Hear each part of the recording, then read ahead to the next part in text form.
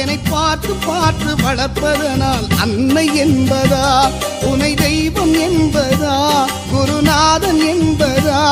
என்னை பார்த்து பார்த்து வளர்ப்பதனால் அன்னை என்பதா, உனை கடவுள் என்பதா, கருணை வடிவம் என்பதா, உனை கடவுள் என்பதா, கருணை வடிவம் என்பதா, ஐயா ஞானதானம் தந்த உன்னை தந்தை என்பதா,